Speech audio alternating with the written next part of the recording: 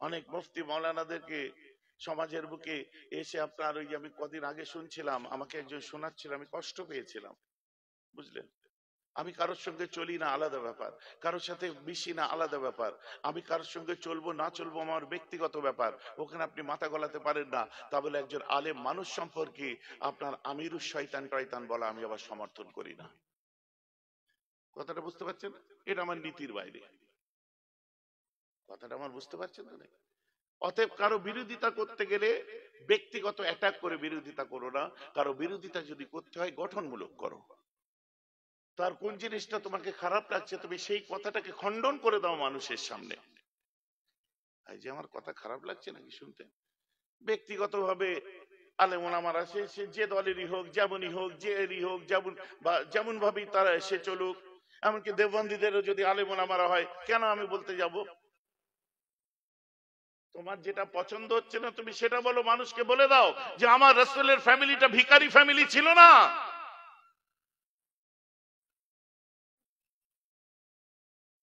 কথা বুঝতে পারছেন না?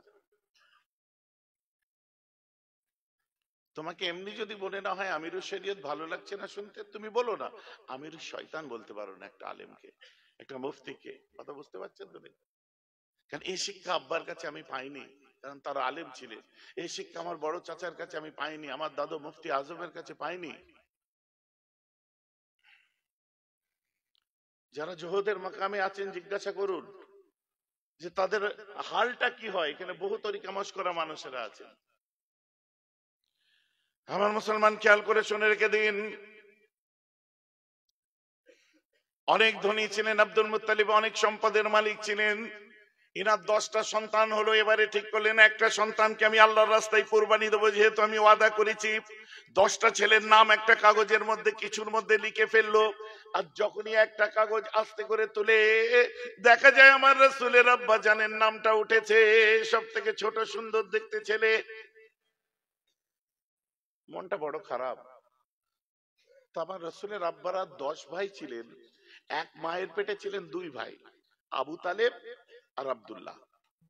আবু তালেব হযরত আলীর আব্বা, আব্দুল্লাহ হচ্ছে আমার রাসূলুল্লাহর আব্বা।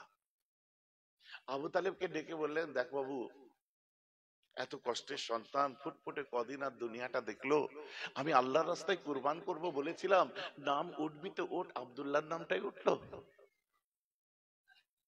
আব্বা একটু মুফতি টুফতি ডাকি, এর কোনো হাল বার হয় নাকি দেখা যাক। ডাকো। ডেকে এনে দেখা যাচ্ছে মুফতিরা ফয়সালা দিলেন কি, এখন যদি তোমার নাম দিতে হয় তাহলে এক কাজ করুন, আপনি 10টা উট রাখুন আর আব্দুল্লাহর নাম রাখুন। 10টা উট উঠলে 10টা উট দিয়ে দেবেন, আব্দুল্লাহ উঠলে উট বাড়াবেন, 20টা করবেন। আবার আব্দুল্লাহর নাম যদি ওঠে 30টা উট করবেন। আবার যতক্ষণ পর্যন্ত আব্দুল্লাহর নাম উঠবে উট বাড়াতে থাকবেন। যথাক্রমে দেখা যাচ্ছে 40টা উট নাম উঠছে আব্দুল্লাহ, 50টা উট নাম উঠছে আব্দুল্লাহ, 60টা উট নাম উঠছে আব্দুল্লাহ, 100টা উট নাম উঠলো উটের। তখন 100খানা উট কুরবানি দিয়েছিলেন আমার রাসূলের আব্বা জানের সাদকা কুরবানি। বলেন না সুবহানাল্লাহ? এখন আমার কথা বলেন, তখনকার দিনের, এখন ধনীরা 100টা উট কিনতে পারবে অনেক দাম, তো তখনকার দিনে যারা 100টা উট কুরবানি দিতে পারে একটা ছেলের জন্য, তারা কি ভিখারি ছিল? পেছনের ভাইরা শুনতে পাচ্ছেন? বুঝে যাচ্ছে? আজ আমাকে বলে দাও, 100টা উট একটা ছেলের জন্য যে